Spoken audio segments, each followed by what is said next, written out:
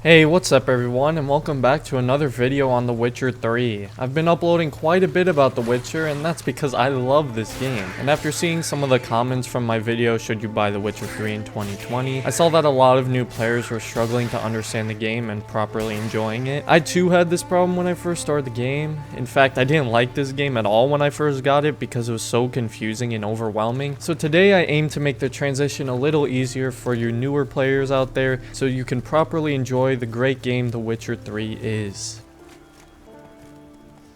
First thing I want to go over with you guys is exploration. In most games this would be easy, but The Witcher 3 has a massive world and a lot to do and see, so I'm going to give you the general rundown of how you should explore and tackle this incredible world. There are three main regions in this game: Velen, Novigrad, and Skellige. If you are just beginning, you will start in Velen and you should stay in Velen. Novigrad is more for the mid game and Skellige is for the late game, and chances are if you wander into these regions in the beginning, you will likely run into monsters that are much too high of a level for you. Now, it is very important in this game to gain levels and XP so you can unlock important skills and gain the necessary levels to complete main missions and fight tougher monsters. Whenever you are in a new town, check your map for the yellow objective boards. They give you all the quests and contracts in the area so you know exactly where to find them to complete them. For open world games, and The Witcher 3 especially, I recommend doing all the side quests and contracts you can do first before tackling the main story missions. Not only do the side quests give you a nice easy introduction to the game's mechanics so you can get better, but it also gives you the XP and levels so you can complete the story with ease without having to stop halfway through because you're too low of a level. Another good quick exploration tip is to use the green signpost whenever you need to fast travel somewhere, and also hold down on your gallop button when riding a horse on the main roads. This way it goes into an auto run and your horse doesn't lose any stamina so you can get to your objective much faster. You also won't have to worry about Roach getting stuck on anything because that happens a lot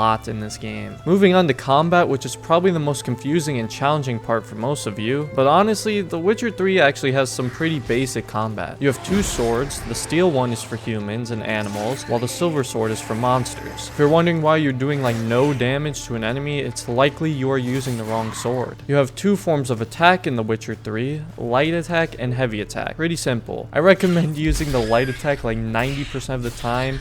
They are much quicker and more likely to prevent you from taking damage, and 2 quick strikes from a light attack equal about 1 heavy attack. And if you get a critical hit, you are probably doing even more damage than a heavy attack. In terms of defense, you have a dodge, block, parry, and roll. You can really only parry humans effectively with a counter attack. You can parry some monsters, but it really isn't as effective, and you can only block a certain amount of strength of attacks before becoming stunned. So you want to use the dodge a lot. Dodge is definitely the best defense. They are quick and easy to control and allow for easy counterattacks. You can just dodge in and out of combat just like that. The only real time you need to use a roll is if you want to close your distance on an enemy, or if you're dodging an arrow or projectile. I also like using it to get away from large crowds and isolate my enemies. Other than that, dodge is always going to be your best bet. Now, you may have noticed that in The Witcher 3 you can also use spells. These spells are also very simple and easy to learn. The best spell by far is Quen. Quen deploys like a little mini shield around you that can absorb any attack, and it prevents you from taking any damage. Quen is really OP, and I recommend using it before you get into fights. That way you can just take one hit if you mess up or miss a block or something like that. You then have Igni, which is basically just a fire ability that deals damage over time when enemies catch on fire. There's Ayard, which can knock over and stun certain enemies. There's then Axii, which will mind control or stun enemies, allowing for an easy attack. And there is Yurden, which is used to slow down spirits, wraiths, and all that. Now, to know what spell to use against which enemy leads directly into my next tip, and that's to always check your bestiary before fighting any monsters. The bestiary is located in the same tabs as your inventory and map, and it's basically your encyclopedia of monsters. The bestiary tells you the monsters' names, where they come from, and what they are vulnerable against, so you know what spells and oils to use against them to make them weak and make killing them much easier. The alchemy tab is where you make all your oils and potions, and initially this is what really overwhelmed me at at first. But trust me, the alchemy tab really isn't as complicated as it seems. You have all your oils and potions right here that give you special boosts like increased stamina and faster health regenerations,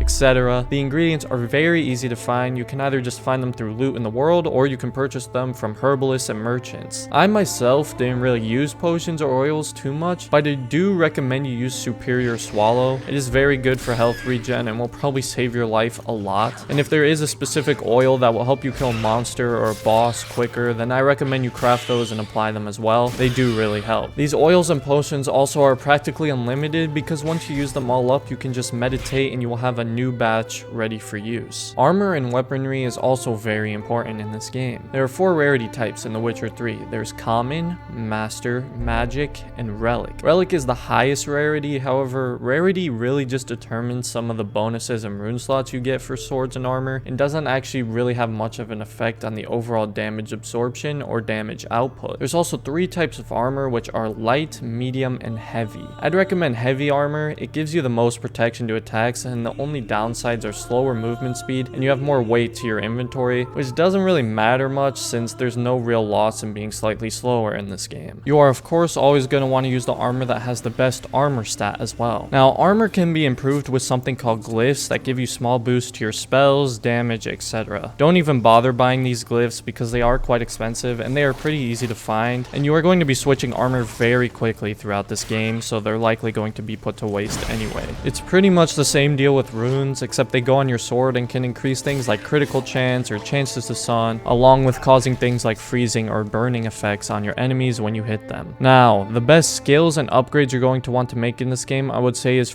to your combat and spells. For combat, I would definitely recommend acquiring and upgrading the increased damage to light attack as soon as possible. And for spells, I would go with Quen or Axii, because obviously, as I already stated, Quen is really OP, and Axii is actually really helpful to have in a lot of decisions in the story, because a lot of the time you can manipulate people into doing something, saving you time, money, and bloodshed. It also really helps to add mutagens to increase the power of your abilities. The red mutagens increase the power of your combat abilities, and the blue mutagens you use for increasing the power of your magic abilities. You will just stumble upon these mutagens as you fight monsters and progress through the game, as a lot of monsters drop mutagens as loot when you kill them. Inventory management is pretty important in The Witcher 3. You should be looting just about every item you find as long as there are no guards watching you, because they will kill you and take all your coin. But with all that loot, it is important you keep track of what you need and don't need, because chances are you're going to get a lot of valuable items or weapons that are going to be encumbering your inventory and slowing you down. So I recommend every time you're about to be full on weight to just head over to a merchant and sell anything you don't absolutely need. This will heed you a nice profit for armor and other items, and it will allow you to loot even more and collect more coin. If you are already good on coin, then head over to a blacksmith or armorer where you can dismantle a lot of your items for important materials that are needed for crafting armor and swords.